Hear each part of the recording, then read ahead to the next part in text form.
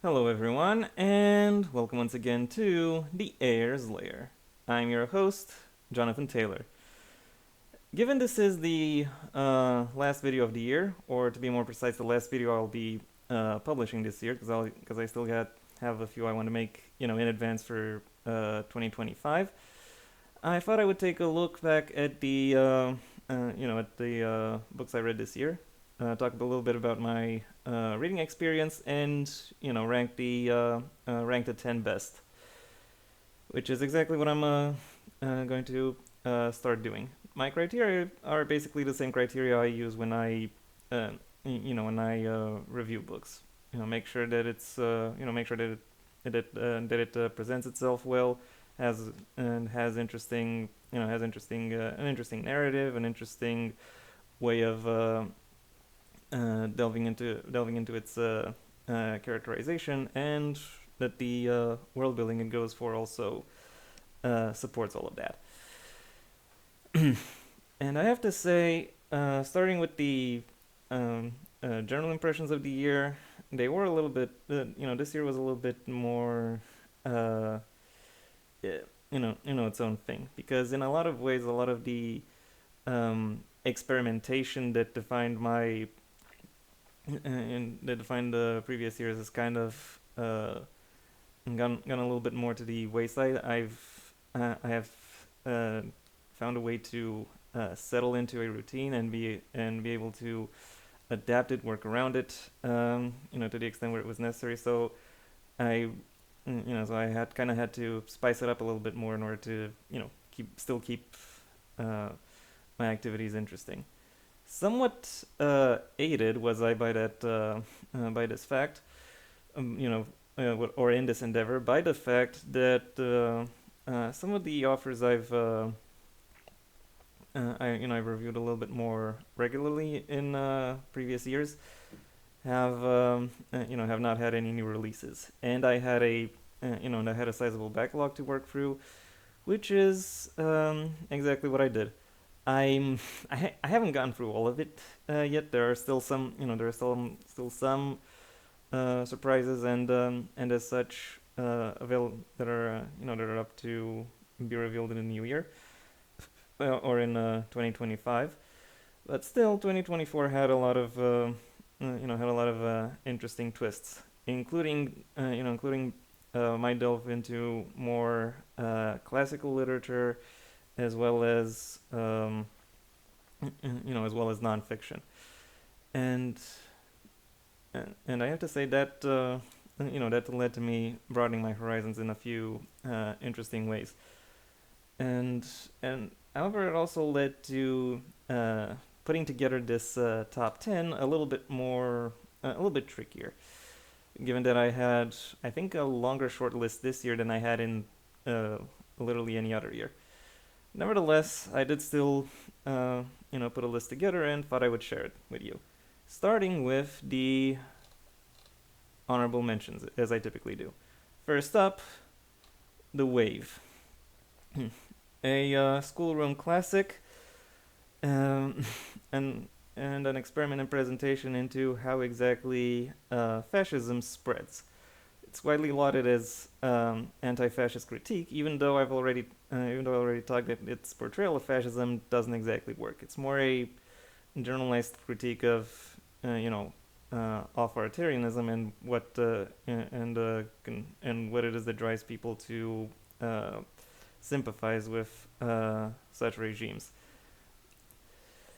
Nevertheless, it is still written in a it is still written in an intriguing manner, and in an intriguing and very approachable manner. One that one that is one that has been very engaging to delve into. The second honorable mention is The 100th Question. Yeah, Stephen William Hanna's sophomore effort didn't really impress me to the same extent as his debut, which actually made it in the official list last year. And I can't recall which spot though. Either 6 or 5. So, you know, so it was pretty decent. This one, I'm sad to say, is a step behind. However, it does still it does still present a lot of interesting new ideas and expansions towards the world, even if not necessarily in the most intriguing or not necessarily in the most intriguing or uh, immersive manner. These things could be delved into. There was nevertheless uh, something that the author is clearly going for, and there is uh, a deeper and broader understanding of the world that he's putting together. And now I look forward to what it is that the conclusion of the Interloper trilogy is bound to have. Anyway, with that out of the way, it's time I get into the official list. Starting at number 10, we've got Bury Your Gaze by Chuck Tingle. I have to say I was a little bit too harsh in my review of this book, because to be honest, Chuck Tingle is he is actually a surprisingly good author. Like his horror debut last year made it all the way into the top three. So so I had high expectations when it came to. It's fair to say I had high expectations when it came to Bury Your Gaze, and and I have to say, while there were uh, certain aspects of it that I didn't think worked quite well, I was excessively harsh in my uh, in my review of it by focusing solely on those, because when looking uh, at really every other aspect of this book, uh, it it has been very engaging. It has been very exciting to delve into, to explore, and all of that made for a very intriguing and novel and contemporary um, exploration into the hallmarks of the modern Hollywood studio scene, and how exactly and Chuck has been very effective at integrating his own social awareness of the various issues within the entertainment industry within this book. All of that, and and coupled with the fact that there is uh, some legit terror and some very creative uh, mind screwery within this book, uh, makes this a very intriguing and interesting read. At number 9, we've got The Art of War by Sun Tzu, the 100th book I reviewed, and the oldest book I'm ever bound to review. Note this is the note the picture you're seeing is the cover of the Romanian edition that I've been gifted with. I think it's over there somewhere. Yeah, it's right over there. I'm not gonna pull it out and show it to you now. Just know that it's just know that it is in my possession. And I have to say I found it and and I have to say this placement comes not necessarily just on the basis of the initial text, but also on all of the additions that that this translation brought, as well as all the translation notes, all of which led to the text become having new life breathed into it, and also it was very interesting to uh, look upon a topic as as complex as warfare, even at the time, and see how and explore and explore some of the oldest ramifications uh, and developments that were at play within the that were at play within the social and cultural context of its day. So very much an eye-opening experience, and very much an experience worth recommending. Hence, its placement within this list. At number 8, we've got The Road to Hell, or to be more precise, Victoria Marmot and the Road to Hell by Virginia McLean. I went through the entirety of the Victoria Marmot series this year, which I have to say was quite a fun experience. And how even though of the five books, only two really stood out. And when putting together when I'm compiling this list, it is really The Road to Hell that stood out to me the most, because because even though it did inherit a lot of baggage from the previous books in its series, it was nevertheless capable of very effectively managing the parameters and limits that had been placed upon it in order to deliver an exciting conclusion. One that one that I had a great time immersing myself into, and which and which was able to offer a lot of thrills, and was able to get me to care about the people involved. So for that reason, Victoria Marmot and The Road to Hell, great closer for its series, is at number 8. At number 7, we move from a closer to another midpoint. Drug Gang Vengeance, the second book in the Drug Gang trilogy by Neil Walker. I went through the entire trilogy this year, and I have to say that the second book, contrary perhaps to popular expectation, has been the best of the bunch. The first one was a proof of concept. The third one, the third one was pretty much struggling for ideas. This one, the Drug Gang Vengeance, is really where the concepts and characters Neil Walker was toying around with truly came to life. Where he had the best, I'll say, control over the narrative that he was trying to present, and where he had the best ideas as to how to most effectively play around with the elements that he introduced. It is a very tense book, and it is perhaps the book that utilizes its tension better than any other book that I could that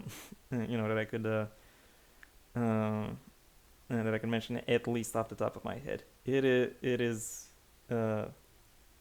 in that sense, it is very engaging and a very rewarding book to go through. Not to mention the action scenes are brutal as hell, which it also manages to utilize in its favor in order to effectively pepper the narrative and deliver an engaging reading experience. At number 6, last book in the bottom half, we have His Story of Women, the Second Sex, by Casey Kells.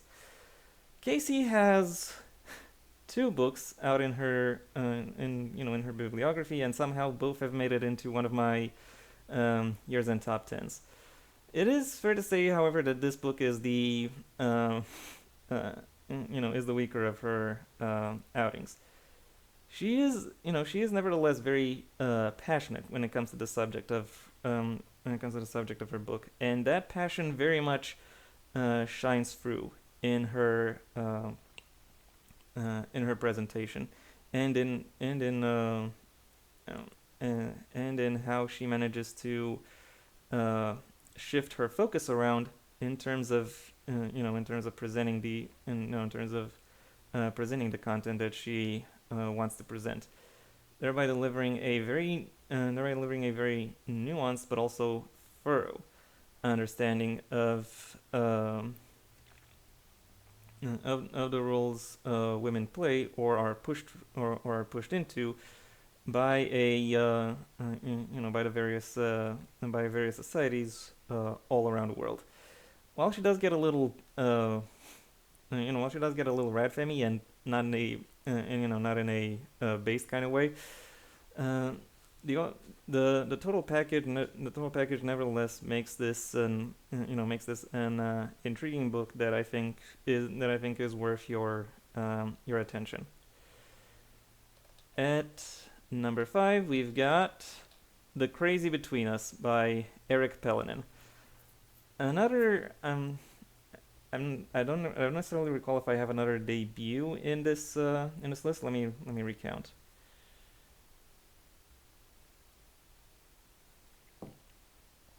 Mm, okay, I think I had I think the Wave was a I think that yeah, the Wave was a debut and it was in the honorable mention.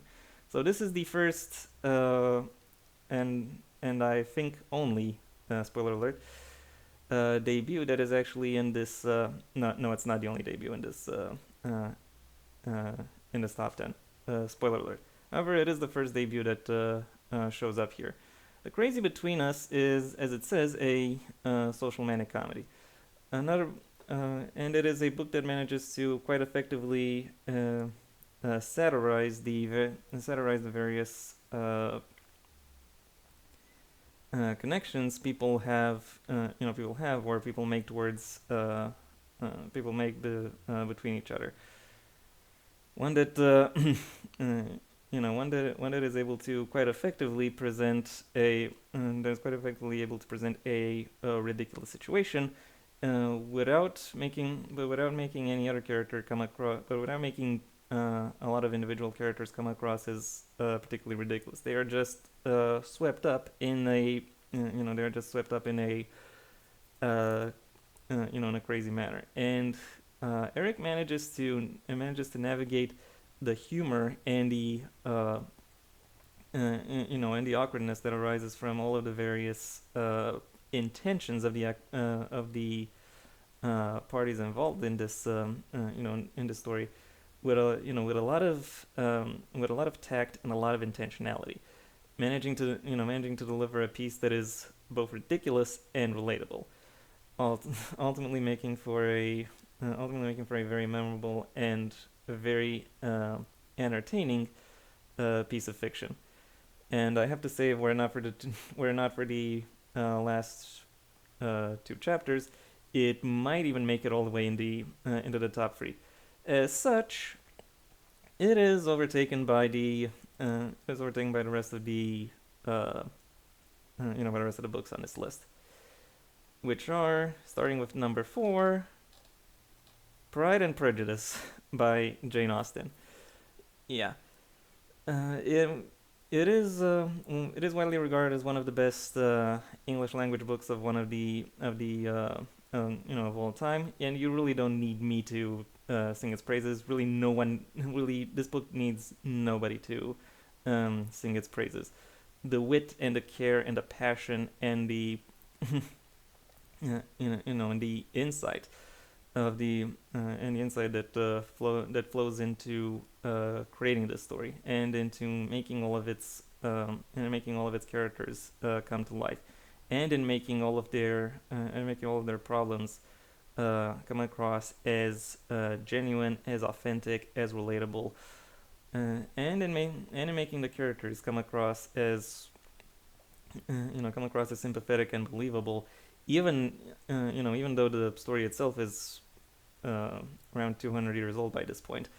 All of these make for all of these pretty much cement this book's place as a as a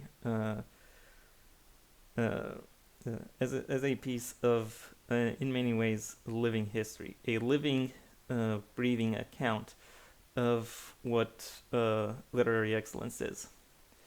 Even though even though it doesn't make it in my top 3, it is nevertheless a very intriguing and a very exciting book to delve into. At number 3, the bronze medal goes to Sense and Sensibility by the same Jane Austen. Yeah, this is my very controversial pick. Sense and Sensibility is actually better than Pride and Prejudice, or at least that's the impression I got with my current read of these books. Maybe if I reread them 5 years later, I'll have I'll have a different impression of them.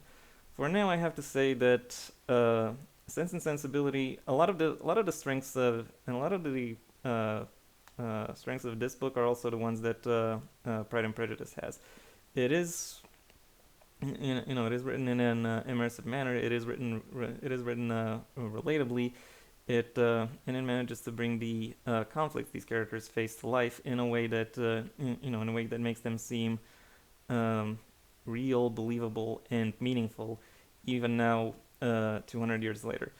The main difference maker between Sense and Sensibility and Pride and Prejudice, and the thing that makes me say Sense and Sensibility is better, is the fact that it has a is that the fact that due to its smaller cast, uh, Austen is better capable of focusing on the emotional lives of the characters involved, and therefore their developments, their struggles, their anguishes come to life that much more, and in a uh, that much more meaningful manner. Whereas with Pride and Prejudice, you just kind of have the impression that it's all about the main couple, and everyone else is just for show. Which, if you want a romance story that focuses more on the romance, that's fine. However, for my money, I find this book to be more immersive. I find this book to be, uh, and I find this book is better capable of managing its elements in order to, in order to come across as more relatable and more interesting to follow. So for that reason, Sense and Sensibility makes my top three of the year. At number two, the silver medal goes to All Quiet on the Western Front, the greatest war novel of all time, as it is told. Uh, speaks of the outer terror, boredom, and and incompetence that a lot of the that World War One conscripts would have faced. It was banned by various uh, dictatorial regimes, primarily Nazi Germany, for the fact that it doesn't, for that it's uh, accurate for the fact that it doesn't glorify war. Um, it manages to deliver a heartfelt and personal narrative about about personal struggles within the uh, at the time greatest conflict in history, delivering a delivering a chilling but nevertheless human face to the struggles that that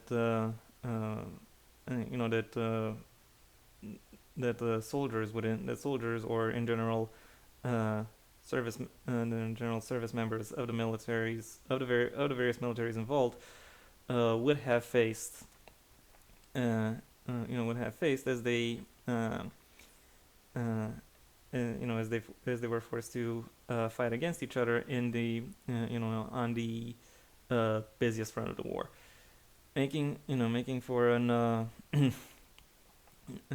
making for an all-time depiction of the various struggles, horrors, and downright unpleasantness that any kind of large-scale conflict puts together. Also, it's somewhat funny that I on one hand have what is basically a war manual on one end of the list, and what is an and what is basically an anti-war uh, presentation on the other end.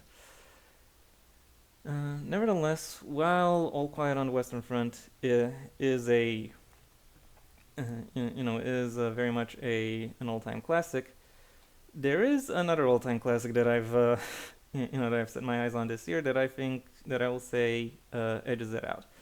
And those who have been following my channel this year ought to already know what that is. At number one, my gold medal goes to The Second Sex by Simone de Beauvoir.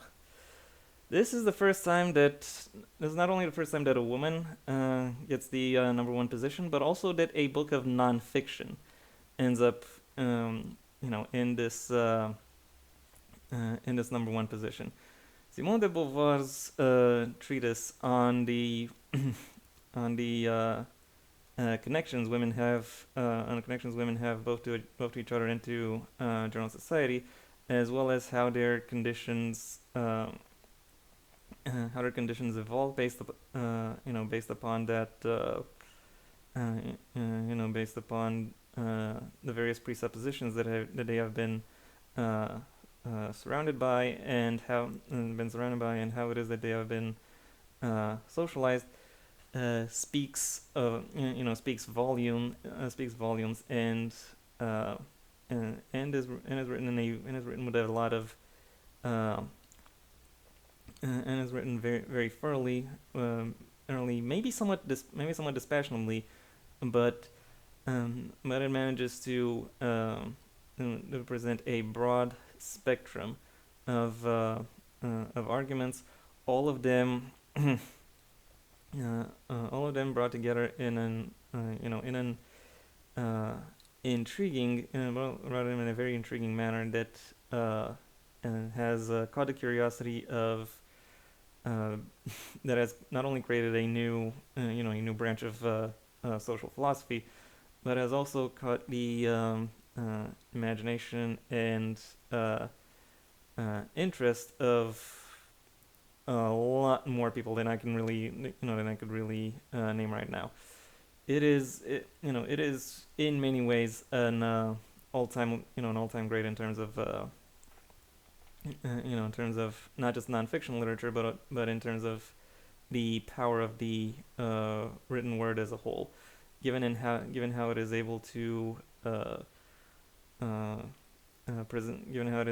present itself, and how it is capable of shifting its message in order to in order to present an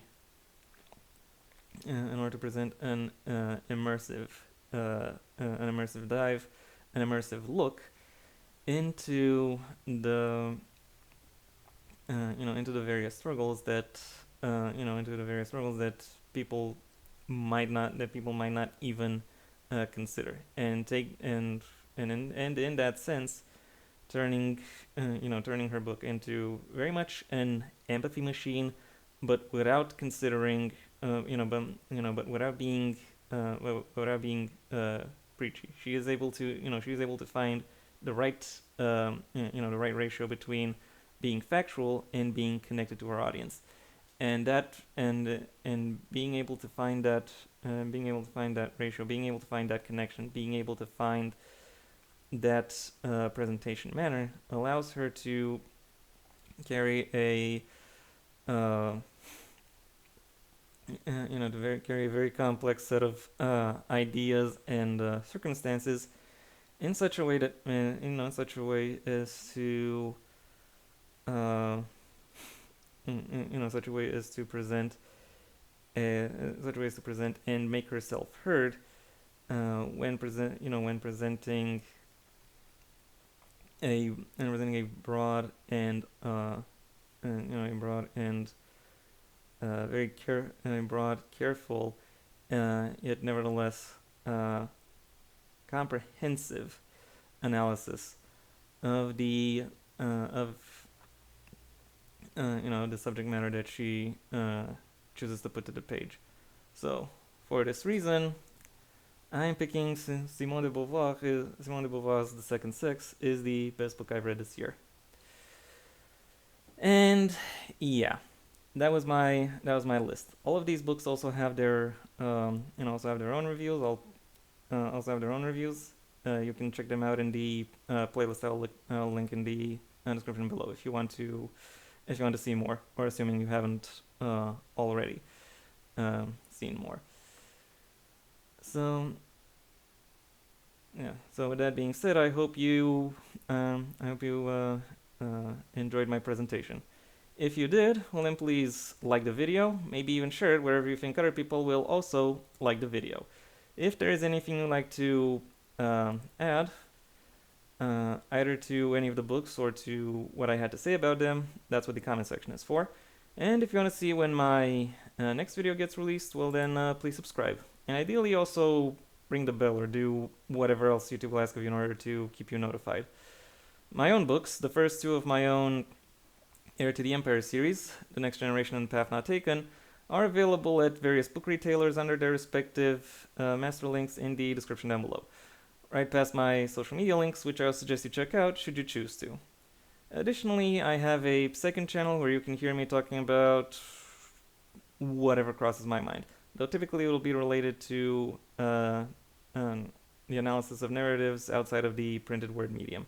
If you want to hear more about my thoughts on the printed word medium, then I suggest you stay on this channel and go through my extensive backlog of book reviews, writing advice, and miscellaneous other topics, such as, the occasional top 10. And yeah, that was all I had to say, and Happy New Year. Until next time, I am Jonathan Taylor, and this has been the Heir's Lair.